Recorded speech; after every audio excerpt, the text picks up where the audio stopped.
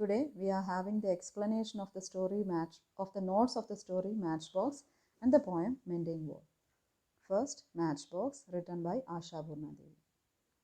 The great Bengali writer Asha Purna Devi is the first woman to receive Jnanapith Award. Her writings throw light upon the marginalized condition of the middle-class Bengali women and the courageous efforts of some of them to resist that. Asha Purna Deviയുടെ കഥകൾ പാർശ്വവൽക്കരിക്കപ്പെട്ട ബംഗാളി സ്ത്രീകളെക്കുറിച്ചുള്ളതാണ്. അവരുടെ ജീവിതം എത്രത്തോളം കഷ്ടപ്പാട് നിറഞ്ഞതായിരുന്നു, ദുരിതപൂർണമായിരുന്നു എന്ന് തുറന്നു കാട്ടുന്ന കഥകളാണ് ആശാ പൂർണാദേവി എഴുതിയിരിക്കുന്നത്. To throw light upon means to reveal, വെളിവാക്കുക. ആൻഡ് മാർജിനലൈസ്ഡ് കണ്ടീഷൻ മീൻസ് പാർശ്വവൽക്കരിക്കപ്പെട്ടത്. അതുകൊണ്ട് തീർന്നില്ല. The courageous efforts of some of them to resist that. Resist ചെയ്യുക എന്ന് വെച്ചാൽ എതിർക്കുക, അതിനെതിരെ പോരാടുക. പൊതുവെ സ്ത്രീകൾ ഈ കഷ്ടപ്പാടുകൾ സഹിച്ച് മുന്നേറുകയായിരുന്നുവെങ്കിൽ അവരിൽ ചിലരെങ്കിലും ധൈര്യത്തോടെ കറേജിയസ് ആയിട്ട് ഇതിനെതിരെ പോരാടാൻ മുന്നോട്ട് വന്നതിനെക്കുറിച്ചാണ് ആശാ പൂർണാദേവിയുടെ കഥകളിൽ വരുന്നത്. The story Matchbox is about a married couple, Nomita and Ajit. It unveils the unhealthy man-woman relationship existing in most Indian families. Unhealthy man-woman relationship means അനാരോഗ്യകരമായ, പുറമേക്ക് ശാന്തമെങ്കിലും ഉള്ളിൽ വളരെയധികം സംഘർഷങ്ങളിലൂടെ കടന്നു പോകുന്ന ഭാര്യാഭർത്തൃബന്ധത്തെ.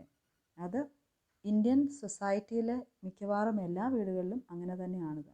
പുറമേക്ക് എല്ലാവരും അത് മൂടി വെച്ച് ശാന്തമായി സന്തോഷമായി പോകുന്നത് പോലെ അഭിനയിക്കണം. അപ്പോൾ ആ ഒരവസ്ഥയാണ് നോമിതയുടെയും അജിത്തിൻ്റെയും കഥയിലൂടെ ആശാ പൂർണാദേവി തുറന്നു കാട്ടാൻ ശ്രമിക്കുന്നത്. In this story the writer compares women to match boxes. Like match boxes, they have the potential to destroy everything within no time. Within no time means നിമിഷ നേരത്തിനുള്ളിൽ. But they appear to be meek and harmless. അത്രത്തോളം power, അത്രത്തോളം strong ആണ് അവരുള്ളിലെങ്കിലും പുറമേക്ക് they appear to be, ഭാവിക്കുക, to meek and harmless. Meek means calm and quiet, വളരെ ശാന്തരായിട്ട് നിരുപദ്രവകാരികളായിട്ട് പുറമേക്ക് അവർ കാണുന്നെങ്കിലും അവരുടെ മനസ്സിൽ ധാരാളം സംഘർഷങ്ങൾ, അതിന് പുറത്തേക്ക് വന്നാൽ വലിയ നാശനഷ്ടങ്ങൾ ഉണ്ടായേക്കാവുന്ന തരം വികാരങ്ങൾ ഉണ്ട് എന്നുള്ളതാണ് ഈ ഒരു ക്യാരക്ടറിലൂടെ, നമിത എന്ന ക്യാരക്ടറിലൂടെ ആശാ പൂർണാദേവി നമുക്ക് കാണിച്ചു തരുന്നത്.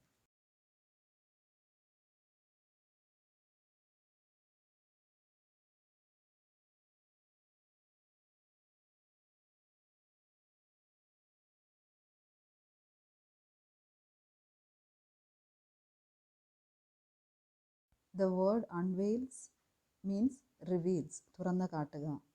Central characters of the story are Nomita and her husband Ajit. He has the habit of opening his wife's letters and reading them to see whether she has a lover. He does not pay any attention to her protests. Protest means എതിർപ്പുകൾ. Paying attention means ശ്രദ്ധിക്കുക. നൊമിത ഇതിനെതിരെ പ്രതികരിച്ചപ്പോഴൊന്നും തന്നെ അജിത്ത് അത് ശ്രദ്ധിക്കുന്നതേയില്ല, അതിന് വേണ്ടത്ര വില കൊടുക്കുന്നതേയില്ല. Whenever she questions him, she is treated badly. ഈ ഒരു ഹാബിറ്റിനെ, അജിത്തിൻ്റെ ഈ ഹാബിറ്റിനെ ചോദ്യം ചെയ്യാൻ ശ്രമിക്കുമ്പോഴൊക്കെ തന്നെ നൊമിതയെ വളരെ മോശമായ രീതിയിലാണ് നൊമിതയോട് Ajith പ്രതികരിക്കാറ്. Moreover, her poor family background makes her suffer everything in silence. Suffer in silence means നിശബ്ദമായി സഹിക്കേണ്ടി വരിക. നൊമിത ഒരു സാധാരണ കുടുംബത്തിലെ അല്ലെങ്കിൽ ഒരു പാവപ്പെട്ട കുടുംബത്തിലെയാണ് എന്നുള്ളതും ഇതിനെ നിശബ്ദം സഹിക്കേണ്ട അവസ്ഥ, ഈ ഒരു അനീതി നിശബ്ദം സഹിക്കേണ്ട അവസ്ഥ നൊമിതയ്ക്ക് ഉണ്ടാക്കുന്നുണ്ട്. To make the condition worse, her mother always asks for financial help from them. ഇതിനൊക്കെ പുറമെ ഈ അവസ്ഥ ഒന്നും കൂടെ മോശമാക്കുന്ന രീതിയിൽ നൊമിതയുടെ അമ്മ എപ്പോഴും പണം ആവശ്യപ്പെട്ടുകൊണ്ടും ഇരിക്കാറുണ്ട്. In the climax of the story we see her getting angry and going out of control.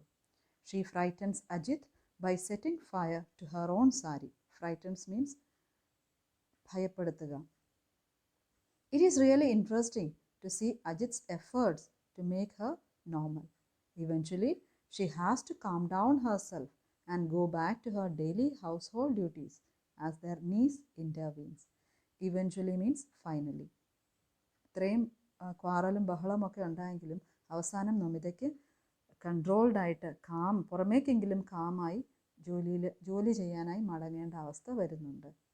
അതിനിവിടെ കാരണമാകുന്നത് the intervention of Rini, the knees.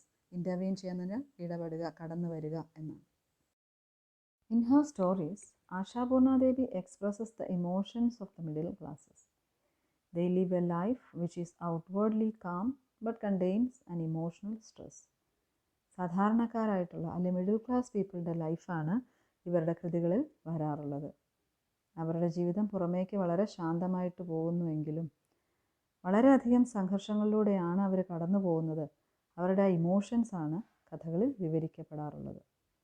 She uses a first person omniscient point of view. Omniscient means seeing everything, എല്ലാം കാണുന്നത്. And we usually use this term to denote God.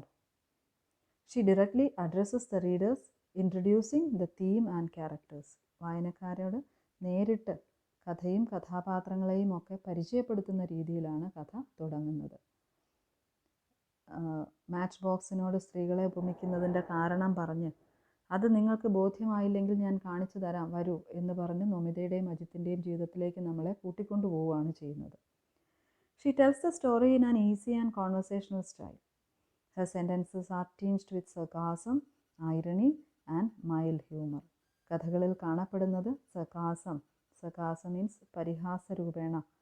Irony here means ironic എന്ന് നമ്മൾ പറയാറുള്ളത് പുറമേക്ക് കാണുന്നതല്ല യാഥാർത്ഥ്യം എന്ന് ബോധ്യപ്പെടുന്ന രീതിയിലുള്ള രചനാശൈലി. ആൻഡ് മൈൽഡ് ഹ്യൂമർ, ഇതിൻ്റെയൊക്കെ ഒരു അംശം നേരിയ തോതിൽ ഇവരുടെ കഥകളിൽ കാണാറുണ്ട്. And that is meant by the word tinged with.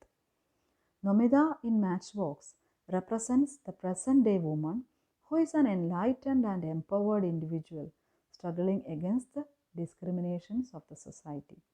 ഈ കഥ വളരെ വർഷങ്ങൾക്ക് മുമ്പ് നടക്കുന്ന രീതിയിലാണ് എഴുതപ്പെട്ടിട്ടുള്ളത് എങ്കിലും ഇതിലെ നമിത എന്ന ക്യാരക്ടർ ഇന്നത്തെ സ്ത്രീകളുടെ ഒരു പ്രതിനിധിയാണ് എന്ന് നമുക്ക് പറയാൻ സാധിക്കും. കാരണം തൻ്റെ ഭർത്താവിൻ്റെ ഒരു തെറ്റിനെ, അദ്ദേഹം ചെയ്യുന്ന ഒരു തെറ്റിനെ ചോദ്യം ചെയ്യാനുള്ള ഒരു ആർജവം, ഒരു ധൈര്യം ഇവിടെ നമിത കാണിക്കുന്നുണ്ട്.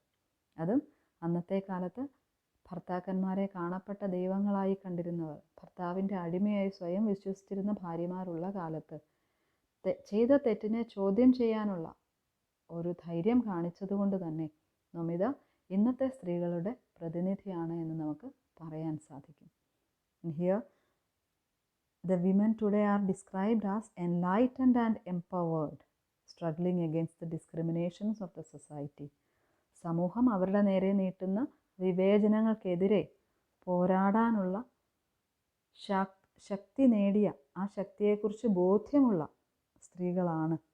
അങ്ങനെയുള്ള സ്ത്രീകളുടെ ഒരു പ്രതിനിധിയാണ് നമിത എന്ന് നമുക്ക് പറയാൻ സാധിക്കും. Now to the poem Mending Wall by Robert Frost. Look at the notes.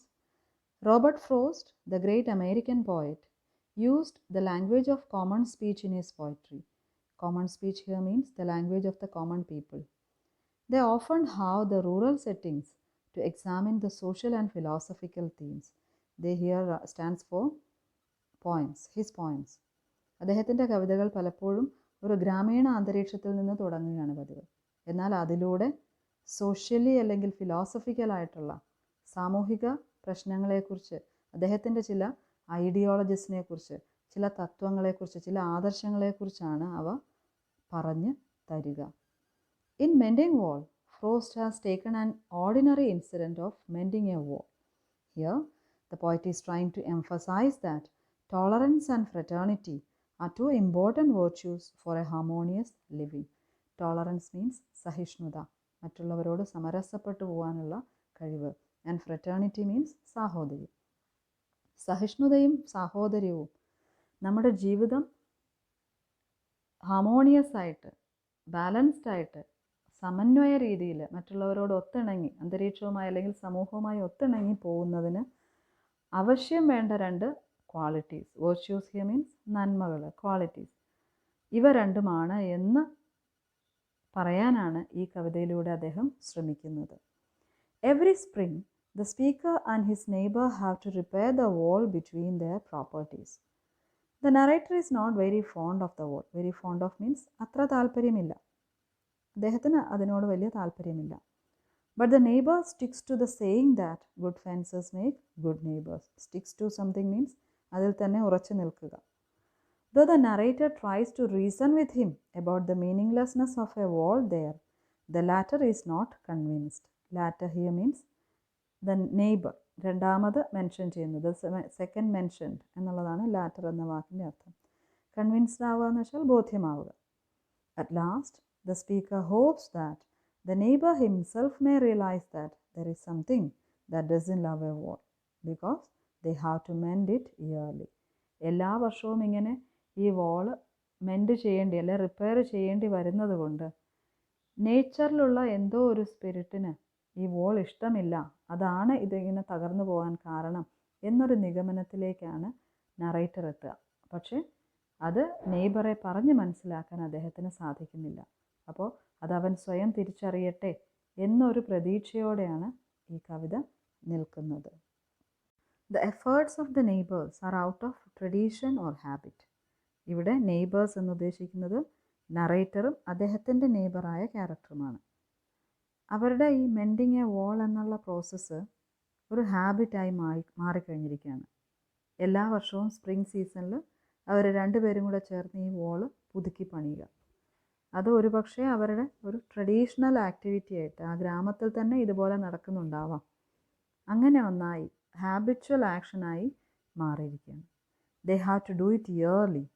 The narrator believes that as nature does not love separation, it destroys the wall.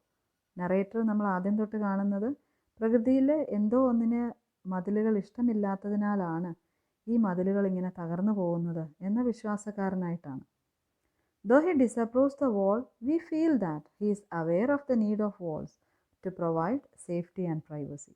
അങ്ങനെ വോളിനെ ഡിസപ്രൂവ് ചെയ്യുന്ന, അംഗീകരിക്കാത്ത ഒരു വ്യക്തിയായിട്ട് അല്ലെ ഒരു ക്യാരക്ടറായിട്ടാണ് നമ്മൾ കാണുന്നതെങ്കിലും കവിതയുടെ ചില ഭാഗങ്ങളിലെങ്കിലും അല്ലെ ചില വരികളിലെങ്കിലും അദ്ദേഹം ഒരു മതിലിലൂടെ അല്ലെ മതിൽ കെട്ടുന്നതിലൂടെ നമുക്ക് കിട്ടുന്ന പ്രൈവസിയെക്കുറിച്ചും സേഫ്റ്റിയെക്കുറിച്ചും ബോധവാനാകുന്നതായി നമുക്ക് കാണാൻ സാധിക്കും. Hence he is ready to accept the words of his neighbour.